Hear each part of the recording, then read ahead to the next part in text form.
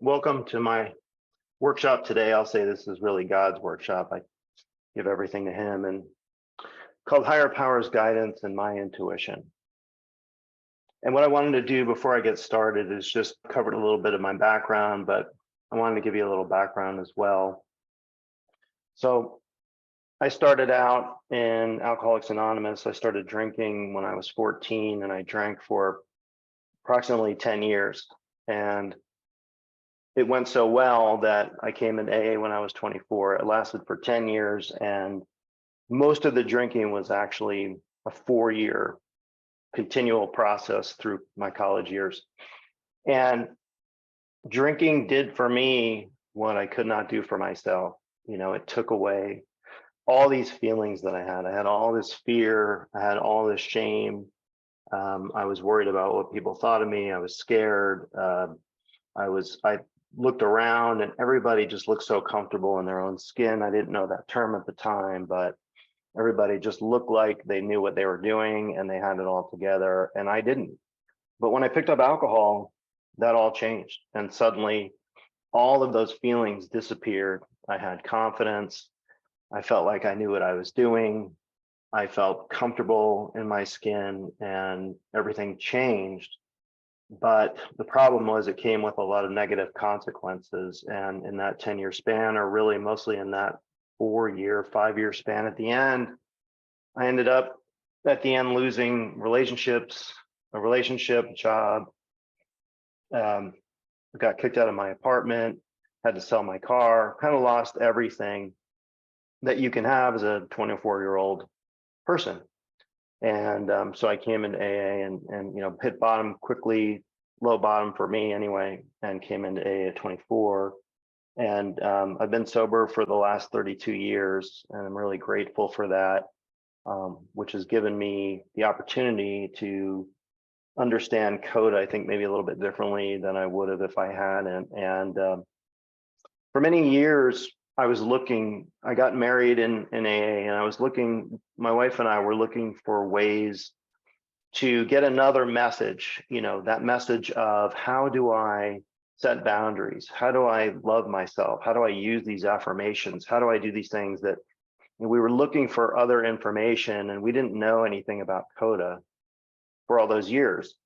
And we were going into video stores and renting videos. We were buying books. We were going to see speakers and kind of trying to figure it out on our own. I didn't know anything about CoDA.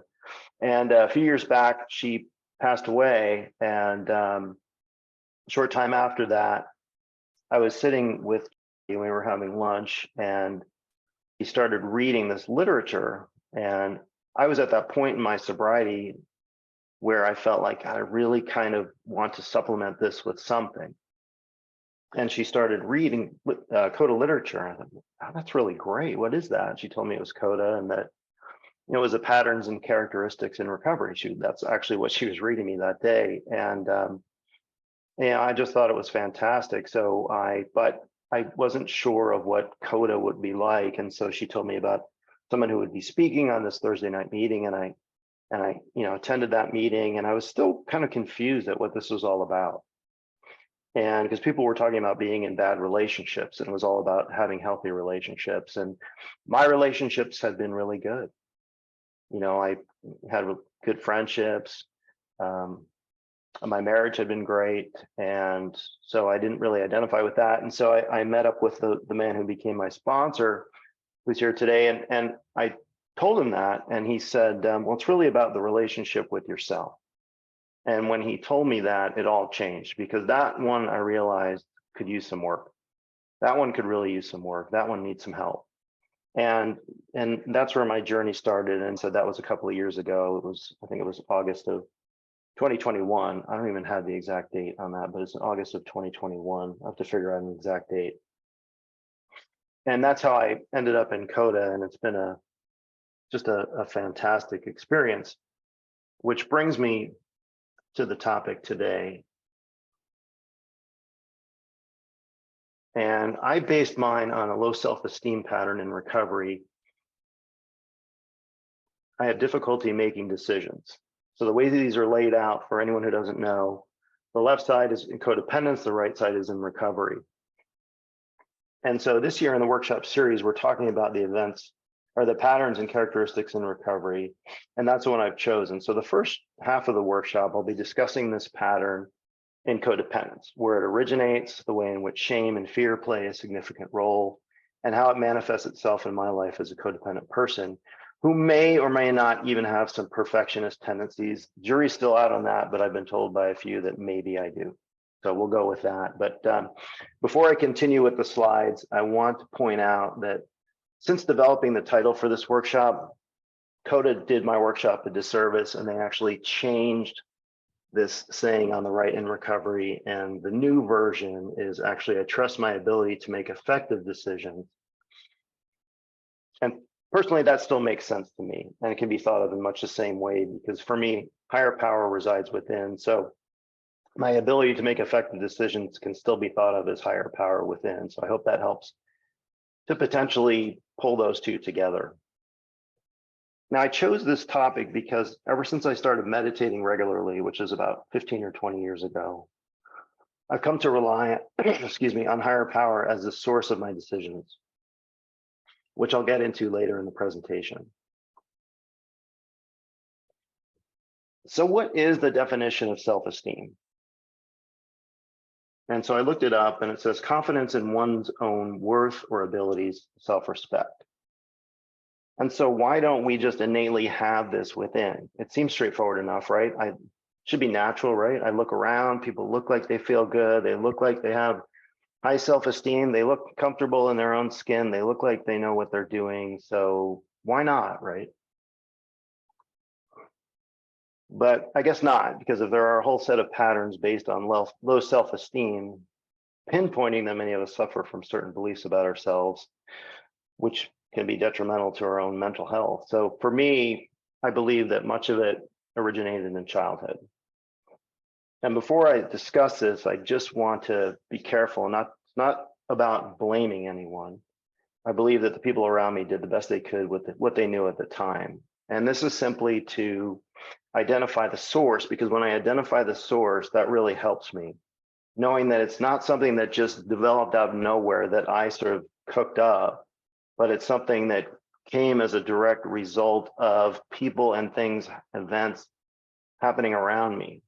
And also to say that this is not just, I'm not just talking necessarily about parents here, but there were a lot of, and continue to be a lot of outside resources that can impact me in that way. In other words, when I went to school, who my friends were, all that stuff, right? And even today, guys that I sponsor, I use an analogy. You know, I watch a lot of NFL, which is probably to my own detriment. I watch a lot of football, but I also watch a lot of sports talk in between.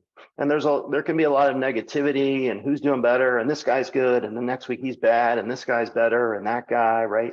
And there's all this comparison. And we talk about that in CoDA, right? I'm comparing myself to other people.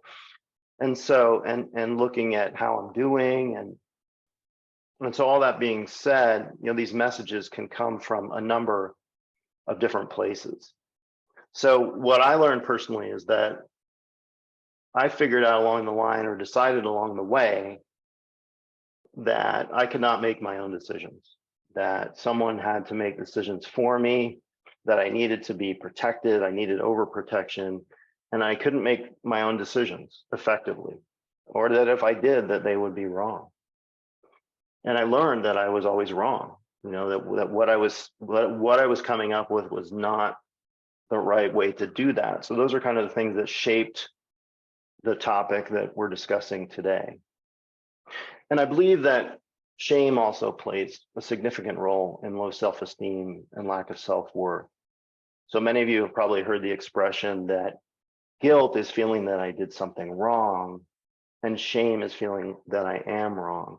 And I think that's a great description. You know, if I do something that doesn't feel good, if I act out in some way and say something to someone and I don't feel good about that, I can go and make an amends. And usually the next day or the next couple of days or the next week, it's gone. I don't even remember it anymore.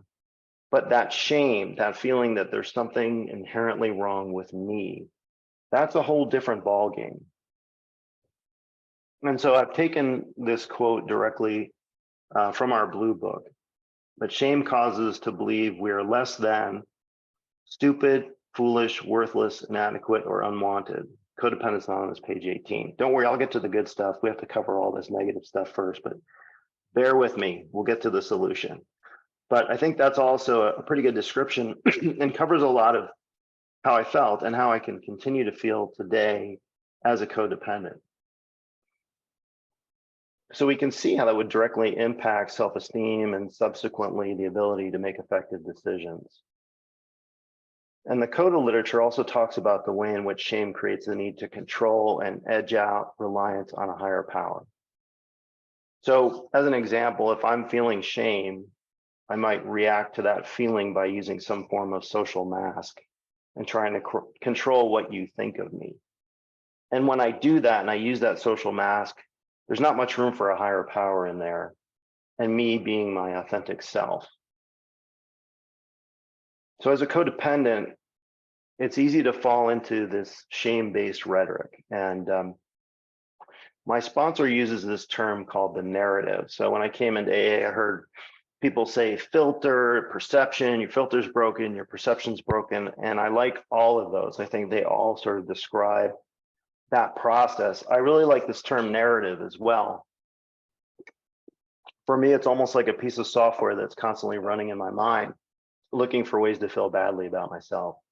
We're looking for events that happen in life to fit the things I don't like about myself. So as an example, 50 things can happen throughout the day, and I can find that one that fits that negative perception.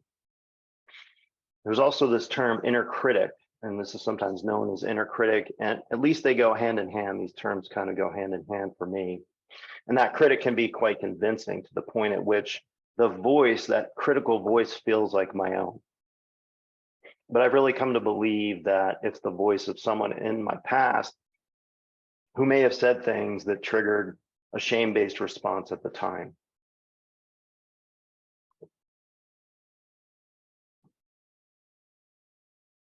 So how does this impact our decision-making process? So I've listed a few of the ways in which I can have difficulty around this process. So when I make decisions, what can happen is I can start to question them. And there's some overlap in here too, but I think they're all worth throwing out there. Start questioning my decisions. Is it right? Is it wrong? Is it good? Is it bad? Right? I start second guessing myself. Should I? Shouldn't I? What should I do? And then this one here, making them alone without any input. So I start feeling like it's all up to me. I got to make this choice. I need to figure it out, and it becomes this weight and this burden. And that can be really heavy. And I become afraid to make a mistake. If I make the wrong choice, I make a mistake. And I'll start wavering back and forth and doing the what ifs and worrying about being wrong. And, when I start making these choices alone and feeling like I need to figure it all out, I forget to ask my higher power for help. And that's really important.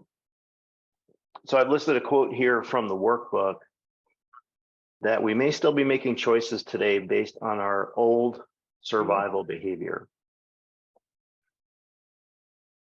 So if I'm making decisions from the way I protected myself in the past, it's easy to see why they might not be the best and why I might not trust my decision making. So for example, if I, just as a very generic example, but if I go out and buy a new car for some type of social status and the way it makes me look, I might have based that choice on something I learned or developed as a protection in my past. Another example would be choosing to stay in a relationship or choosing relationships solely based on the person's looks. So I had a sponsor years ago that told me that I was staying in this relationship just to use that person as an arm piece, that I was trying to get my self-esteem from other people's response to her looks. And so those are some examples. And I've added this euphemism that I love: hysterical equals historical. And I had a friend that used to say that hysterical equals historical, meaning that, as my sponsor likes to say, if my reaction is disproportionate to the event, then it's probably something being triggered from my past. And I think that's really significant. Sometimes I'll talk to my sponsor about these things and he'll ask me, what's the fear? And it helps me to calm down about the situation and realize when I can step back a little bit and get an objective point of view that my reaction truly is disproportionate to the occurrence itself. And I'll use another personal example. So I was in a meeting, not a CoDA meeting, on Friday morning, and I was sharing about my meditation practice. And I went into a little bit of detail about what I do, lighting a candle, coffee, all that stuff, right? And whenever I share about that, it's a little dicey. Well, I get a lot of reaction to that. Typically, a lot of people come up and apologize to me after why they can't do it first thing in the morning because their dog or their kids or, but this time, and I'm not saying it because of that. I'm not sharing it for that. I'm not trying to guilt anybody out. That's just what works for me, the way that I do it. And I really enjoy it. I don't do it out of obligation. I do it out of joy.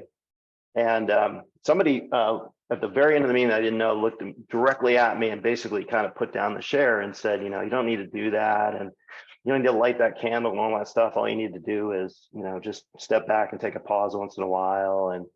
And so, I left there, feeling something had been triggered from my past, right? So I left there. Now I got a resentment, right? So I got a resentment. And I'm sitting in that resentment in the morning, and finally I, decided maybe I should call my sponsor, and we were able to sort of talk through it and point out, where that stuff's coming from. And so every time I make that call, we're doing 10-step work and going through that and really doing sort of 4 through 9, which I'll get into in a little bit, and letting that stuff go to a higher power.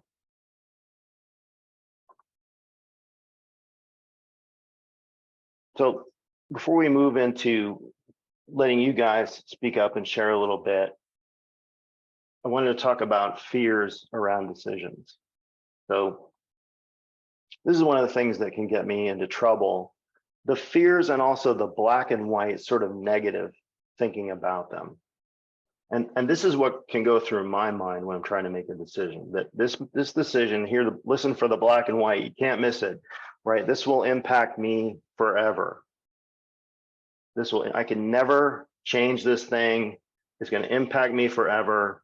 It could bring some negative consequences. Some bad things could happen because of this choice. Like I said, I can never make a change. I can never undo that choice ever in my life. That people, what people think, that people will think less of me based on my decision, that might happen. That it may adversely impact someone else, that someone else might be affected by this, and what would that look like? It may cause drama within my family. I might do something that someone in the family doesn't like or doesn't agree with, and that could cause me pain, and what would that look like?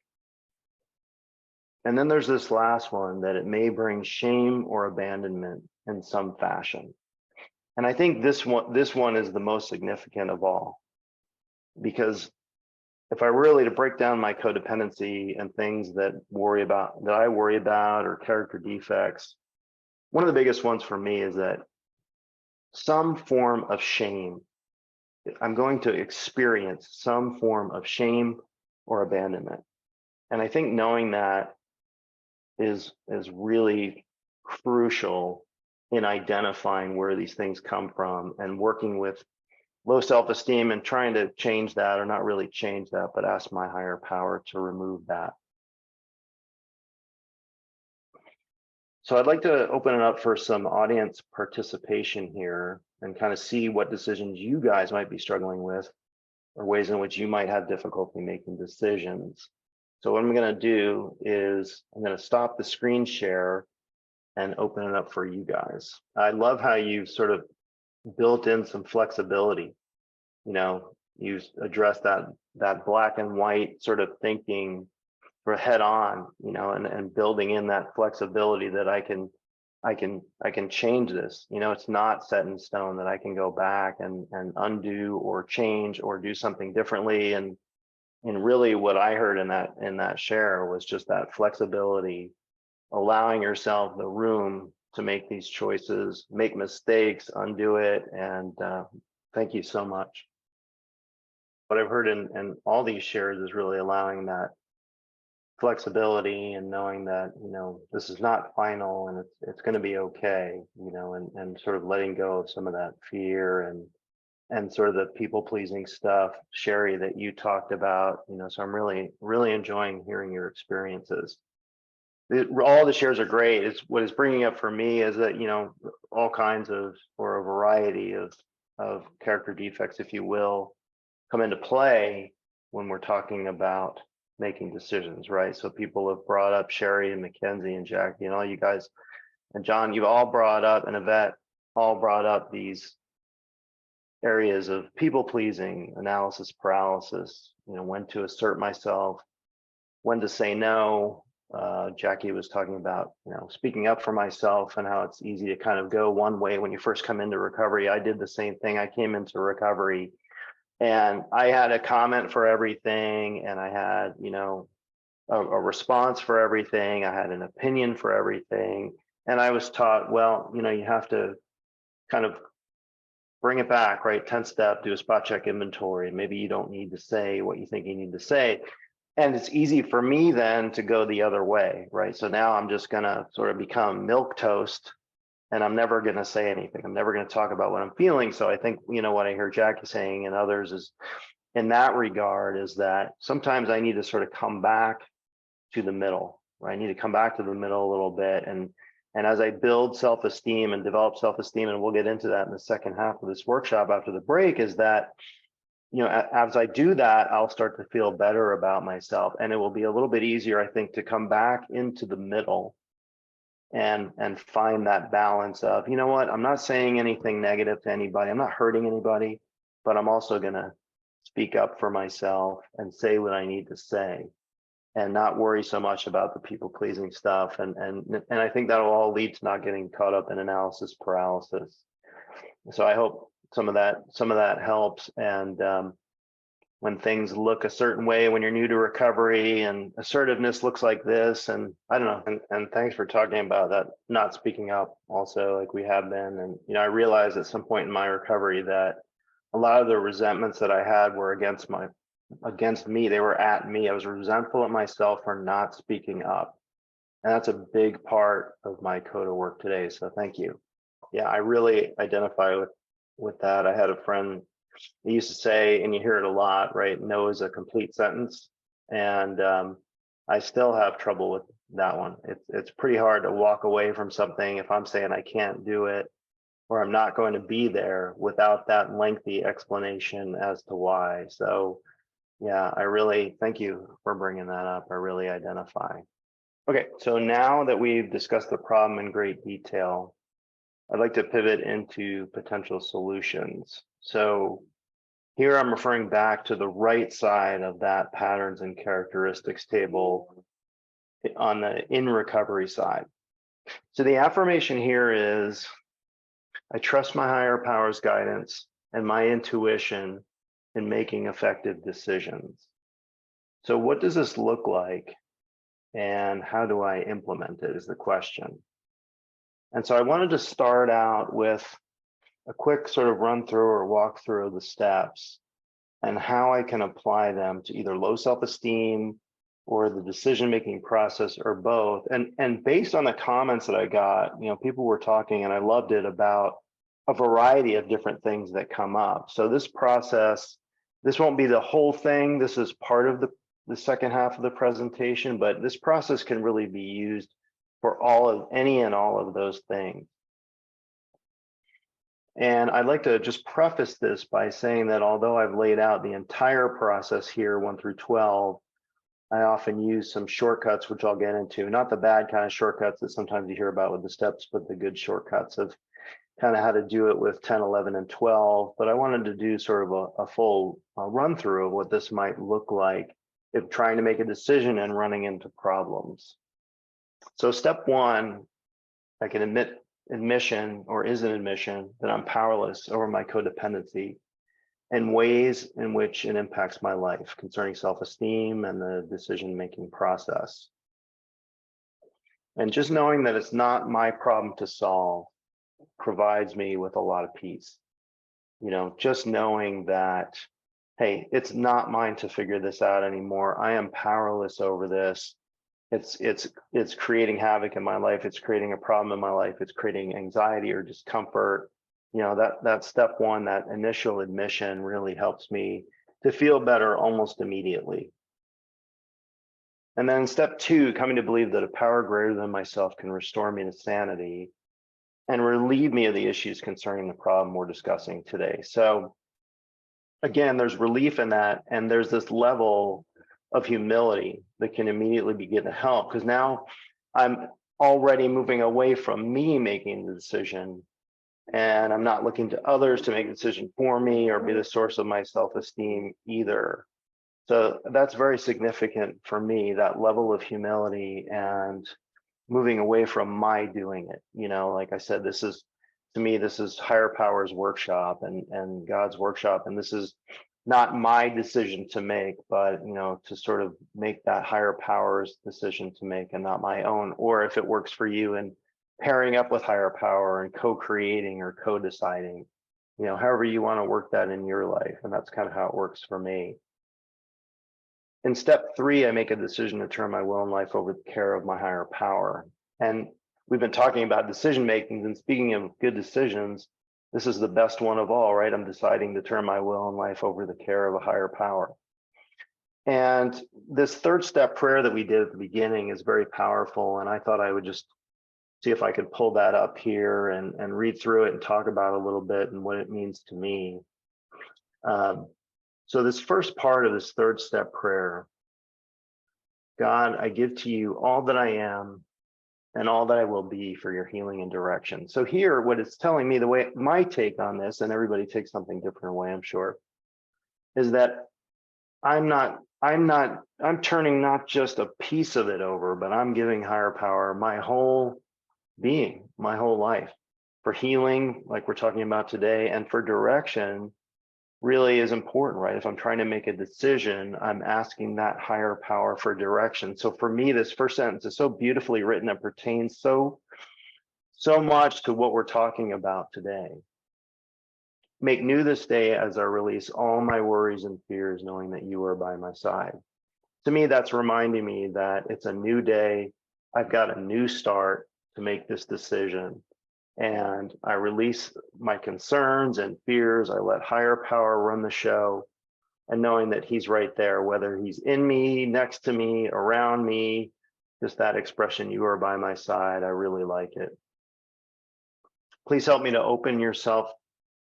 Please help me to open myself to your love, to allow your love to heal my wounds.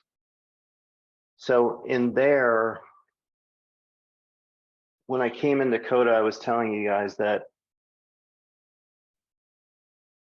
I had this loving and caring higher power, but I was having trouble loving myself.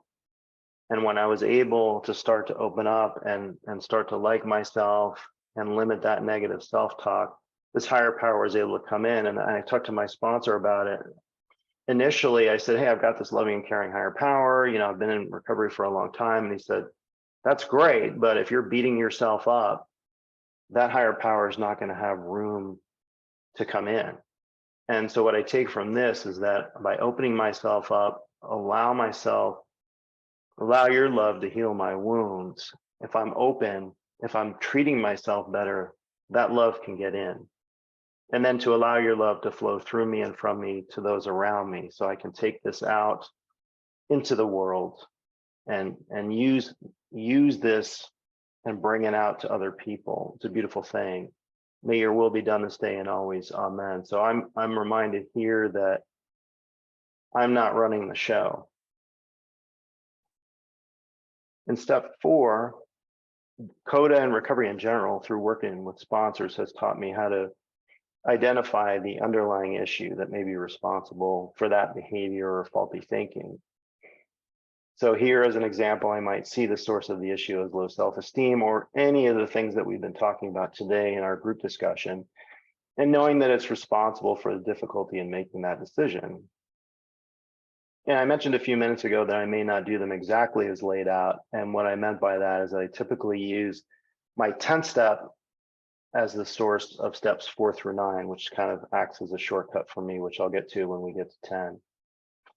In 5, when initially doing my 5th step in different programs, it was about a full admission of everything that I had discovered in 4 with myself and a higher power and another human being. And that now when I go back, the important thing for me is to And 5 is to speak with someone else about it, to really get it into perspective and to help clarify the real underlying issue.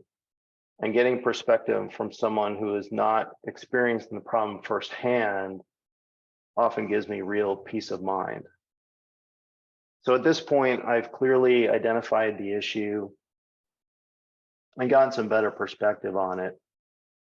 And then in 6, this is where I become willing to have a power greater than myself, remove the character defects or faulty beliefs that are causing the problem. And if I feel stuck here, one of the things that I'll do, a couple of things actually, is I'll pray for willingness.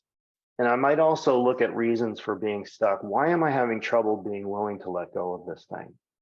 And I'll give you an example. And some of you have heard me talk about this, but in growing up, I learned that if I worry about something enough, I can stay on top of it. I can control it, and it won't get me. So for me, I can get stuck here in feeling that if I let it go, then I'm being irresponsible because it'll cause me to lose control of the problem. And then it's going to get me, right? So I pray for willingness. I look at what might be holding me up, if you will.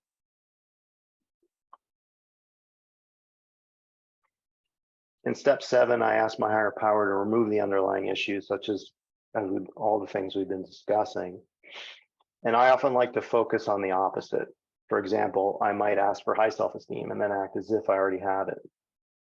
And for me, it also helps to follow it up with affirmations, such as the one we're focused on today. I trust my higher power's guidance and my intuition in making effective decisions. I put 8 and 9 in here, but for me, usually those don't come up when I'm trying to make a choice, because it usually means I haven't hurt anyone necessarily. But if I did, it's crucial for me to list that in 8 and make the amends in 9. So I have those on here for that reason. And now what I'd like to do is focus on 10, 11, and 12 as a place in which I put the majority of my attention. So as I said, 10 for me encompasses 4 through 9. So what I mean by that is when something comes up, I'm trying to make a choice or just anything in general, and I'm having trouble with it, my 10th step for me is going back and doing 4 through 9. So I'll simply work 10 and 11 on a particular issue, and I would start with 4 by identifying the issue. 5, I would speak with someone about it and then ask for its removal in 6 and 7. And for me, it can be that fast and very powerful to just do that 4, 5, 6, and 7. Identify, speak with someone, pray for willingness, ask it to be removed. Is very powerful for me. It's a very quick way to get up and out of myself. And this big box right here is 11. And the reason it's big is this is kind of the focus of my recovery portion of this, or the right side and in recovery portion, where I do most of the work around the decision-making process, which is why it holds the most information in the slide. So as I mentioned in my example, I do a morning meditation each day before I get started on anything else. And here I connect with my higher power, I get centered, and then I start with daily readings from literature and affirmations, and all of that sets the tone for me. And I follow that by listening for guidance. And that's the key to making decisions for me, is I need to get quiet. I need to be quiet in order to have the answers. In my early recovery, I was just running around. I would get up and I would make the bed and maybe read a quick piece of information, piece of literature, and just get up, say a quick rote prayer and run out the door. But I wasn't ever really getting quiet enough to hear the answers. If I get quiet, I can hear the answers. I believe that all those answers are already within me, that I have higher power within. This is just my belief. And that those answers are already in there, and I just need to get quiet enough to hear them. And I need my higher power to remove anything that might be blocking the answers, such as fear. So I've been talking a lot today about shame and about self-esteem, but fear gets in there as well, and they all go hand in hand for me. And then this meditation is typically followed up by prayer, where I ask for guidance and pray to be shown what the next step is to be throughout the day, and ask that anything blocking that guidance be removed. And so To reiterate, step 11 is really the key in asking for guidance around decisions and listening for the answers which already exist within. And then finally in 12, by carrying the message, the focus can be lifted off of me as I become grounded in the spirit of service and helping others. So nothing gets me out of myself like helping someone else. And a lot of times what happens is when I get a call from someone I sponsor, or I'm working with someone, or even I just go do anything else just to get out of my own head and forget about, because I can get so caught up in figuring things out. If I can just get out of the way and go do something else, help someone else, or just do something else, I can return and hear the answer because I'm refreshed.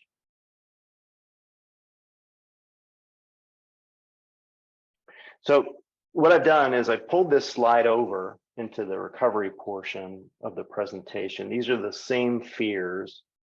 And I wanted to just leave this up, but take a few minutes for some group participation. And while I leave this slide up, you can choose any of these and provide a better affirmation for the negative thought listed. So this is known as reframing, and it can be very powerful. It can also be part of our 10th step. So I want you to know it doesn't have to be like a self-will kind of thing, because we're focusing on a spiritual answer. And this can be part of the 10th step as we ask higher power for the opposite, right? So it's still aligned with that reliance on a higher power, but provides us some action that we can control rather than focusing on what we can't control. So I'm going to leave this up.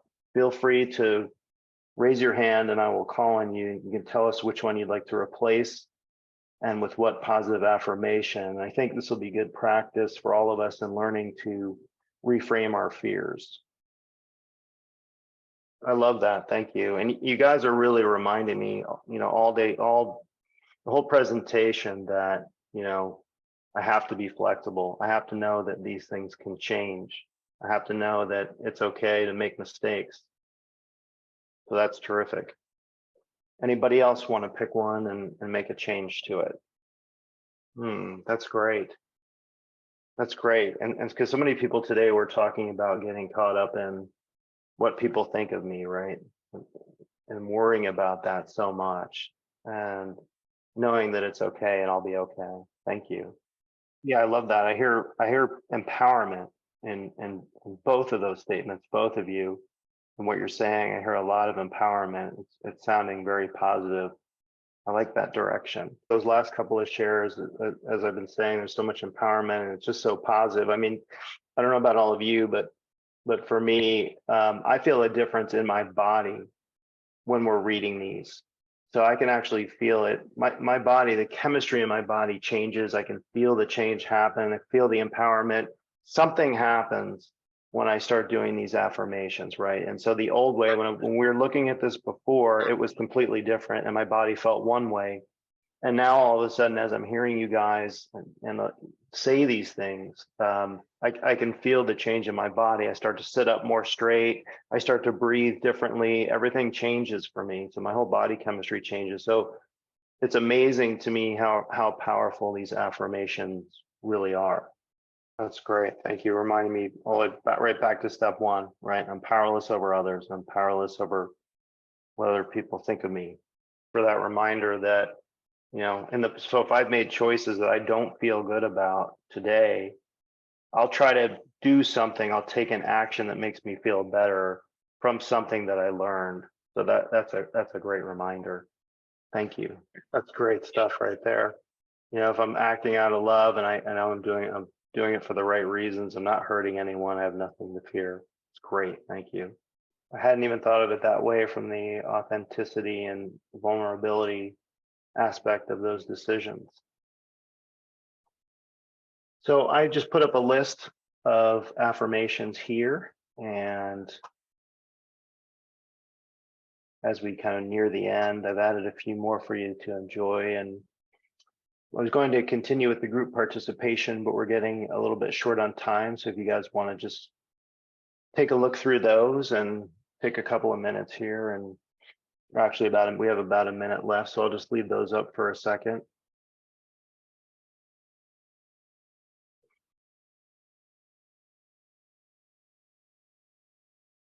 And some of those are ones that I use that make me make me feel good. And again, as I read these, I continue to feel that change in my body, and I feel more empowered. And hearing you guys all share today makes me feel empowered. And to wrap up, earlier I mentioned that when making a choice, certain things that might be blocking the guidance necessary to move forward. In my experience, the best decisions I've ever made have made in just that way, where fear, ego, and low self-esteem don't get a vote. And so I've had a couple of different experiences in which I've prayed for those things to be removed in the midst of that decision-making process. And they proved very fruitful. And as was said, as people have said, it doesn't mean it's going to be perfect, even if I come from the right place and meditate on it and do everything right. But the choices that I've made where I leave these things out tend to be the best. And I'm in a quick example is I'm in a job right now that I've been in for the last 11 years. And at the time I was offered 2 positions, and one was one I'm in, and then another position that I was offered seemed a little more glamorous, paid a little bit more money. But I also realized that it would be harder and probably not as fun. My current job that I'm in, when it was offered, seemed like it would be more fun, more relaxed. It wasn't as glamorous, wasn't as public, didn't necessarily pay as much. But I was able to leave these out and pray on it and really look at it in true perspective and realize that, I want to be in a place where it's more relaxed and I can enjoy it. I can be creative. And that turned out to be one of the best decisions I've ever made. And the beauty of this in recovery is that I'm still reaping the benefits of that decision. And so that's a beautiful thing. I'm going to go ahead and stop sharing. And thank you guys so much for being here.